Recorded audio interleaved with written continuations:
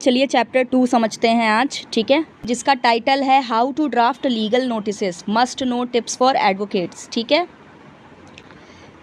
तो नमस्ते दोस्तों, welcome to chapter 2 of our legal drafting series. अगर आपने चैप्टर 1 देखा है तो आपको पता है कि लीगल ड्राफ्टिंग क्या होती है और एफिडेविट कैसे बनाते हैं।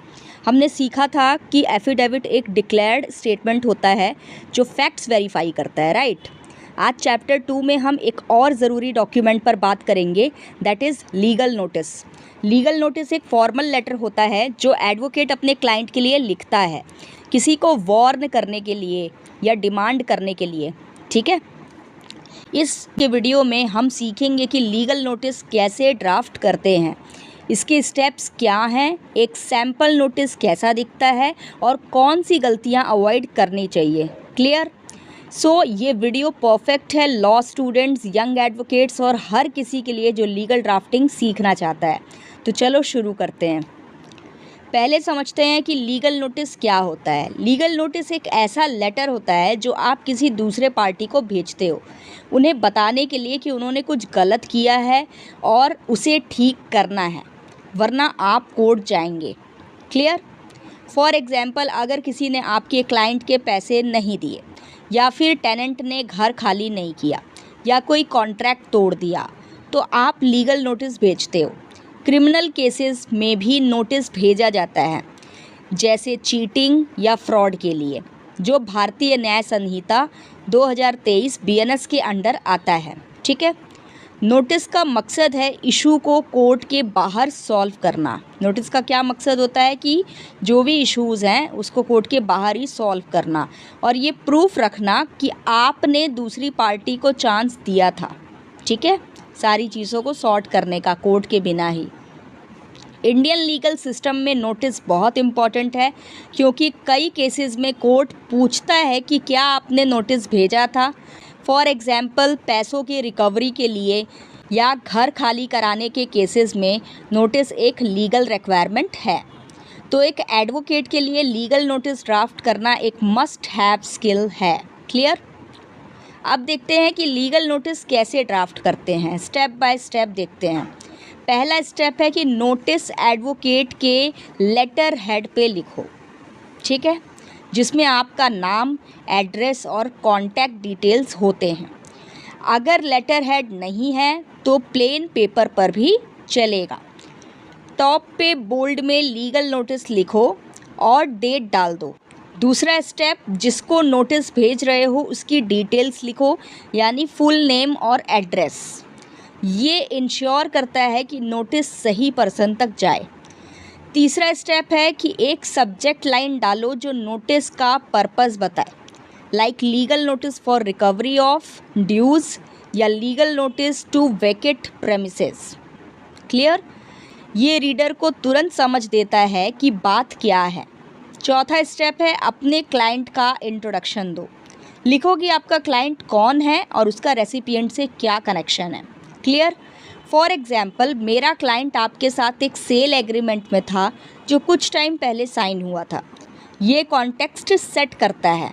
ठीक है, अगला स्टेप है प्रॉब्लम या इशू एक्सप्लेन करना। ये पार्ट बहुत ज़रूरी है, क्योंकि यहाँ आप क्लियरली बताते हो कि दूसरी पार्टी ने क्या गलत किया। फैक्ट्स शॉर्ट, स्पेसिफिक और सच रखो। फॉर एग्जाम्पल, अगर पैसे रिकवर करने का नोटिस है तो लिखो आपने एग्रीमेंट के हिसाब से पेमेंट नहीं किया जो आपको एग्रीड डेट तक देना था, डिस्पाइट रिमाइंडर्स। क्लियर? अगर टेनेंट को खाली करने का नोटिस है तो लिखो आपने लीज एग्रीमेंट जो कुछ टाइम पहले ख़त्म हुआ के बाद भी प्रॉपर्टी खाली नहीं की। फैक्ट्स के साथ रेलिवेंट डिटेल्स जैसे एग्रीमेंट या डेट्स डाल दो, लेकिन इमोशनल बातें या लंबी स्टोरी अवॉइड करो। क्लियर? इसके बाद लीगल प्रोविजंस मेंशन करो। ये नोटिस को लीगली स्ट्रॉन्ग बनाता है। Okay, for example, civil case में लिखो your failure to pay is a breach of contract under section 73 of the Indian contract act 1872। Clear? Criminal case में जैसे फ्रॉड के लिए लिखो your action amount to criminal breach of trust under section 351(2) of Bharatiya Nyaya संहिता 2023। अगर criminal case है तो भारतीय नागरिक सुरक्षा संहिता 2023 BNSS के रूल्स भी रेलिवेंट हो सकते हैं, जैसे 0 FIR का मेंशन अगर एप्लीकेबल है। अब डिमांड या एक्शन बताना है।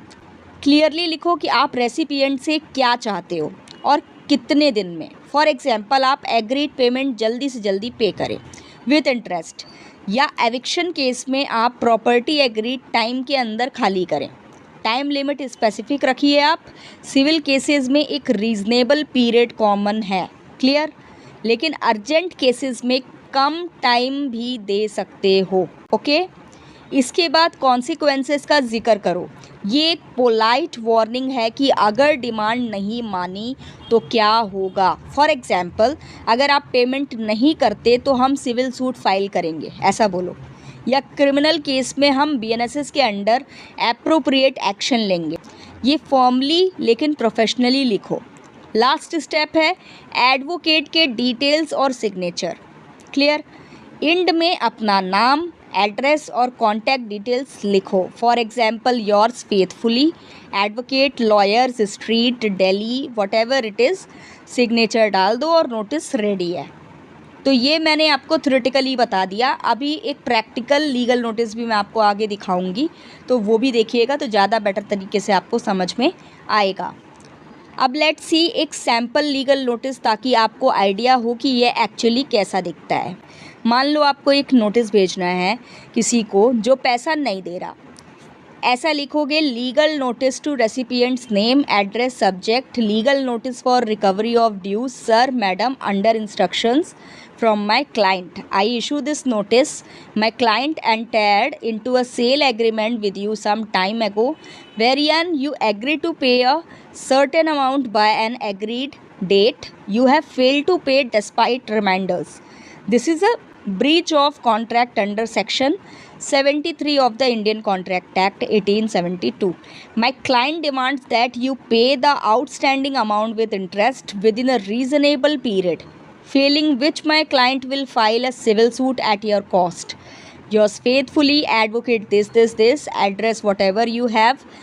ये नोटिस शॉर्ट, क्लियर और लीगली साउंड है। आप इसे अपने केस के हिसाब से चेंज कर सकते हो, क्लियर। अब बात करते हैं कॉमन मिस्टेक्स की, ठीक है, जो नए एडवोकेट्स लीगल नोटिस ड्राफ्ट करते वक्त करते हैं।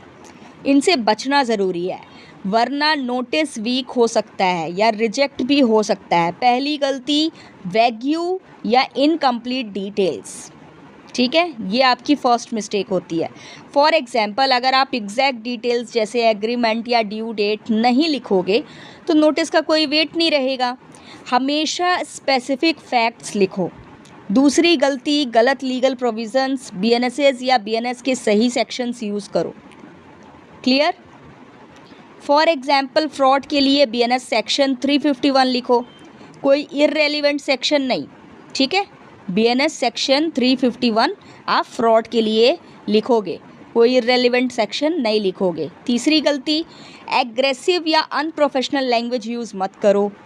नोटिस पोलाइट और फॉर्मल होनी चाहिए। गुस्से वाले शब्द या पर्सनल कमेंट्स अवॉइड करो। चौथी गलती, प्रूफ ऑफ डिस्पैच ना रखना, क्लियर। नोटिस हमेशा रजिस्टर्ड पोस्ट या कोरियर से भेजो और एक्नॉलेजमेंट स्लिप रखो हमेशा, क्योंकि कोर्ट में प्रूफ चाहिए होता है।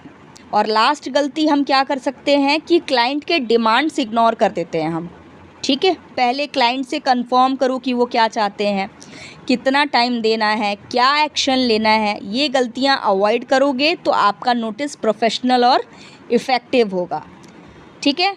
तो कुछ प्रैक्टिकल टिप्स भी दे देती हूँ। लीगल नोटिस ड्राफ्टिंग के लिए पहला टिप, हमेशा क्लाइंट से पूरी डिटेल्स लो, ठीक है। हमेशा क्लाइंट से क्या करना है, हमको पूरी डिटेल्स लेना है लीगल नोटिस ड्राफ्टिंग से पहले। फैक्ट्स, डॉक्यूमेंट्स और डिमांड्स क्लियर होनी चाहिए आपको, ठीक है। फैक्ट्स क्या हैं, डॉक्यूमेंट्स क्या हैं, डिमांड्स क्या हैं, सब आपको प्रॉपर क्लियर रहनी चाहिए। फॉर एग्जांपल अगर कॉन्ट्रैक्ट ब्रीच का नोटिस है तो एग्रीमेंट की कॉपी देखो, दूसरा टिप, लॉज के अपडेट ट्रैक करो। बीएनएसएस और बीएनएस नए लॉज हैं तो इनके सेक्शन सीख लो। फॉर एग्जांपल बीएनएसएस में 0 एफआईआर का रूल है जो क्रिमिनल नोटिसेस में काम आ सकता है। ठीक है। सो तीसरा अब स्टेप क्या आता है, तीसरा टिप क्या मिलेगा आपको कि नोटिस को प्रूफ रीड करो। ठीक है। स्पेलिंग मिस्टेक्स या रॉन्ग डिटेल से नोटिस की क्रेडिबिलिटी कम हो सकती है। ठीक है। चौथा टिप क्या हो सकता है, टेक्नोलॉजी का यूज़ करो। आजकल ई नोटिसेस भी भेजे जा सकते हैं लेकिन ईमेल रिसिप्ट सेव करो। लास्ट टिप क्या है आपके लिए कि क्लाइंट को नोटिस का मतलब समझाओ। क्लाइंट्स को लीगल लैंग्वेज समझ नहीं आती तो उन्हें सिंपल तरीके से बताओ कि नोटिस क्या कहता है और क्यों ज़रूरी है। ये ट्रस्ट बिल्ड करता है और क्लाइंट खुश रहता है। क्लियर। तो इसका एक प्रॉपर चलिए फॉर्मेट देखते हैं, सैम्पल लीगल नोटिस एक देखते हैं। तो ये है to be printed an advocate's letter head और प्लेन पेपर। ठीक है, आप उसको इस तरह से लिखोगे। Legal notice to recipient's name and address, subject यहाँ पर आ जाएगा legal notice for recovery of outstanding dues. Sir और madam, under instructions from my client resident of city I hereby issue this legal notice to you as follows. Second number पे क्या रहेगा, that my client entered into an agreement with you some time ago wherein you agreed to pay a certain amount for specified purpose, example goods supplied this। ठीक है, इस तरह से आपका content रहेगा। एंड यहाँ पर लास्ट में आएगा yours faithfully, advocate's name, advocate's address, contact details, mode of dispatch, registered post, AD, courier. तो ये सैम्पल लीगल नोटिस एक जेनरिक एग्जाम्पल है जो रिकवरी ऑफ ड्यूज के लिए है। ये जो सैम्पल लीगल नोटिस अभी मैंने दिखाया है वो रिकवरी ऑफ ड्यूज के लिए है, लेकिन आप इसे किसी भी केस जैसे एविक्शन या कॉन्ट्रैक्ट ब्रीच के लिए मॉडिफाई कर सकते हो। ठीक है, तो चलो इसका स्ट्रक्चर सिंपल तरीके से समझते हैं। जैसे कि हेडिंग है, लीगल नोटिस बोल्ड में लिखा है ताकि क्लियर हो ये फॉर्मल डॉक्यूमेंट है। ठीक है। उसके बाद टू, रेसिपिएंट का नाम और एड्रेस का प्लेस होल्डर है। उसके बाद है सब्जेक्ट, शॉर्ट लाइन बताती है कि नोटिस क्यों है, जैसे रिकवरी ऑफ आउटस्टैंडिंग ड्यूज। ठीक है। उसके बाद बॉडी में क्या आएगा, पैरा 1, क्लाइंट का वैक्यू intro, no name bus city mention किया। पैरा 2 में क्या आएगा, इशू का कॉन्टेक्स्ट, एग्रीमेंट था पेमेंट नहीं हुआ। पैरा 3 में क्या आएगा, problem clearly stated, payment miss किया डिस्पाइट रिमाइंडर्स। पैरा 4 में क्या आएगा, legal provisions, Indian contract act और बीएनएस सेक्शन 351 आएगा। ठीक है, जैसा जिस टाइप का हमने लीगल नोटिस तैयार किया उसके अंडर तो यही सेक्शंस आएंगे। डालें ताकि नोटिस लीगली स्ट्रॉन्ग लगे। ठीक है, ये अगर आप सेक्शंस वगैरह डालते हो तो नोटिस थोड़ी सी लीगली स्ट्रॉन्ग लगती है। पैरा 5, डिमांड की पेमेंट जल्दी करो विथ इंटरेस्ट। ठीक है, पैरा 5 में क्या कर रहे हैं हम, डिमांड कर रहे हैं। पैरा 6, वार्निंग दी कि नहीं माना तो सिविल या क्रिमिनल एक्शन होगा, बीएनएसएस का जिक्र किया वहाँ पे। पैरा 7 में लीगल राइट सेफ रखें। ठीक है, और क्लोजिंग में क्या आएगा, एडवोकेट का generic sign off, no specific contact details, और लास्ट में डिस्पैच, रजिस्टर्ड पोस्ट से भेजने का मेंशन, क्योंकि ये प्रूफ के लिए ज़रूरी है। ठीक है, तो अब ये क्यों यूज़फुल है, ये नोटिस सिंपल और प्रोफेशनल है जो कोर्ट में वैलिड है। आप इस टेम्पलेट को, इस फॉर्मेट को आप यूज़ कर सकते हो। ठीक है, बीएनएसएस और बीएनएस के रेफरेंस क्रिमिनल कॉन्टेक्स्ट के लिए रेलिवेंट हैं, जैसे फ्रॉड केसेस।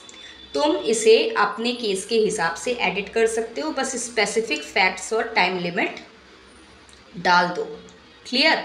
तो यहाँ पर हमने कौन से लीगल नोटिस को समझा है, हमने यहाँ पर रिकवरी ऑफ ड्यूज़ के लिए लीगल नोटिस को समझा है, और आप इसको एविक्शन या कॉन्ट्रैक्ट ब्रीच के मैटर्स के लिए भी यूज़ कर सकते हो, इस तरह के लीगल नोटिस को। ओके, तो आप इसको इस तरह से देख सकते हो, समझ सकते हो। तो चैप्टर 2 में हमने लीगल नोटिस के बारे में चीज़ों को डीपली समझा। फिर भी अगर आप लोगों को कुछ समझने में प्रॉब्लम हुई हो तो आप मुझसे अपने डाउट्स कमेंट सेक्शन में क्लियर कर सकते हैं। I will clear all the doubts of yours there. And अगर और भी ज़्यादा बेहतरीन तरीके से डीप अंडरस्टैंडिंग आपको करनी है अकॉर्डिंग टू द सीरीज़, तो आप मेरे टेलीग्राम चैनल को ज्वाइन कर लो। वहाँ पर आपको मैं और भी बेहतरीन तरीके से अच्छे से गाइड कर दिया करूँगी। ठीक है, तो आज के लिए बस इतना ही। अगर आपको वीडियो पसंद आया हो तो लाइक कर दीजिएगा, चैनल को सब्सक्राइब कर दीजिएगा। धन्यवाद।